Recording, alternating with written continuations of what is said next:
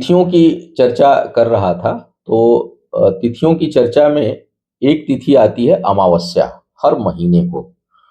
और ये बेहद महत्वपूर्ण है। किस लिए महत्वपूर्ण है? 3-4 चीज़ों के लिए। एक तो पितृ कार्य के लिए, जैसे कि हम लोगों के उसमें कई तिथियां है ना, एकादशी है, त्रयोदशी है भगवान शिव को, चतुर्थी है गणेश जी को संकल्पित। जो है वो एकादशी भगवान विष्णु के लिए। जो प्रथमा से लेके नौमी तिथियां हैं वो माँ भगवती के लिए, नौ नौ देवियों के लिए। उसी प्रकार अमावस्या तिथि जो है वो पितरों के लिए, पितृ कार्य के लिए बहुत ही अच्छी मानी जाती है। और ये जो है वो पड़ रही है 17 अप्रैल को।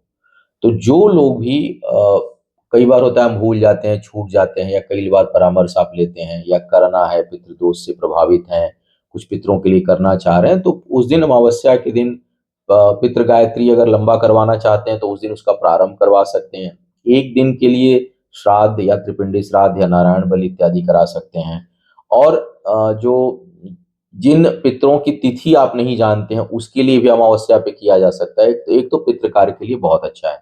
उस दिन पितरों के को ध्यान करके दान पुण्य, दूसरों की मदद। हमारे धर्म में हमेशा जो है वो दान पुण्य की बात की जाती है कि आप जो है वो दूसरों की मदद करें, भलाई करें, कुछ अपने में से हिस्सा दे करके समाज में जीव, मनुष्य, प्राणियों के लिए आप जो है सद्भावना की बात करें, ये हमारा सनातन धर्म कहता है। अब पितृ कार्य के अलावा अगर देखा जाए तो अमावस्या तिथि रुद्राभिषेक पूजा के लिए बड़ी प्रभावशाली है। विशेष करके यदि शाम को किया जाए, स्वास्थ्य और धन दोनों की वृद्धि होती है।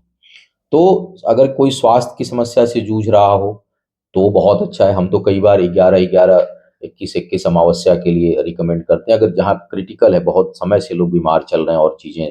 तो मैंने देखा है कि चूंकि हमारी जो जो ये ज्योतिष शास्त्र है, इसको थोड़ा, इसको भ्रम भ्रांति से भी लोग जोड़ के देखते हैं, लेकिन अब कहते हैं सिद्ध करिए। सिद्ध तो जो है वो परिणाम से किया जा ही है इसका।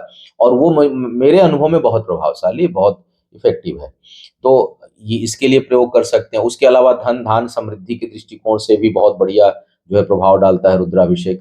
कोई बीमार है, स्वास्थ्य ठीक नहीं है, या मार्केस की दशा चल रही हो, मार्केस की दशा बड़ी अनप्रेडिक्टेबल होती है, तो उसके लिए अगर महामृत्युंजय प्रारंभ करना हो तो ये तिथि अमावस्या प्रारंभ करने के लिए बहुत अच्छा है, महामृत्युंजय, अमृत संजीवनी।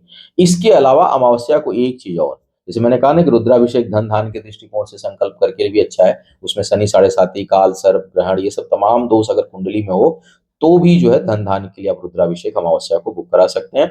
और इसके अलावा माँ लक्ष्मी के अनुष्ठान के लिए भी अमावस्या का दिन बेहतर होगा। लेकिन 17 को अमावस्या और 19 को अक्षय तृतीया है, तो मैं सजेस्ट करूंगा कि जो लोग पूजा कराना चाहते हैं माँ लक्ष्मी की, वो अक्षय तृतीया के दिन कराएं अमावस्या की जगह पर, वो ज्यादा बेहतर होगा। अमावस्या का स्वास्थ्य के दृष्टिकोण से और पितृ के दृष्टिकोण से इस तिथि का प्रयोग कर सकते हैं। जो लोग हमारे एग्जिस्टिंग क्लाइंट हैं, हमारी साइट पर इसकी बुकिंग चल रही है, प्रारंभ है।